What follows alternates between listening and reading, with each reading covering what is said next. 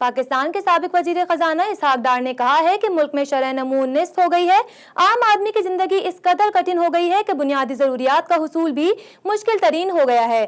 وہ new York میں یوم تکبیر کی تقریب سے ویڈیو لنک سے خطاب کر رہے تھے۔ پاکستان مسلم لیگ نون امریکہ چیپٹر کے زیر اہتمام نیو یارک میں یوم تکبیر منایا گیا اور پاکستان کو ایٹمی قوت بنانے پر سابق وزیر اعظم میاں نواز شریف کو زبردست خراج تحسین پیش کیا گیا۔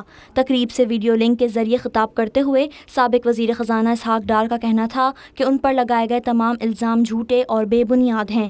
تحریک انصاف کی حکومت احتساب کے نام پر انتقام لینا چاہتی ہے۔ آج پاکستان کی اسٹاک مارکیٹ جو ہے وہ دنیا کی بدترین دوسرے نمبر پر اسٹاک مارکیٹ آ چکی ہے۔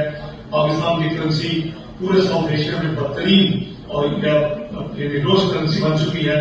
مہنگائی کا جو طوفان ہے وہ تھم نہیں رہا، لوگوں کو 2 وقت کی روٹی میسر نہیں، لیکن اللہ کے فضل و کرم سے ہم نے اس حکومت کو ایکسپوز کرنے کا جو ہے ایک پروسیس اور ایک ایفرٹ کر رہے ہیں۔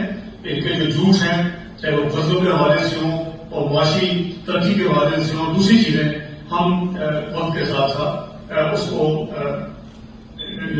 ریگولرلی قوم کو، عوام کو، دنیا کو بتاتے ہیں۔ اسحاق ڈار کا مزید کہنا تھا کہ عمران خان کی حکومت اپنے ہر دعوے اور وعدے سے یو ٹرن لے رہی ہے۔ پاکستانی عوام کو یہ نیا پاکستان نہیں چاہیے۔ یوم تکبیر کی تقریب میں مسلم لیگ نون امریکہ کے عہدیدار روہیل ڈار، میاں فیاض، رانا سعید، انور واسطی، دانش ملک، راجہ رزاق و دیگر شریک ہوئے۔ تقریب کے اختتام پر یوم تکبیر کی مناسبت سے کیک کاٹا گیا اور نواز شریف کے حق میں نعرے لگائے گئے۔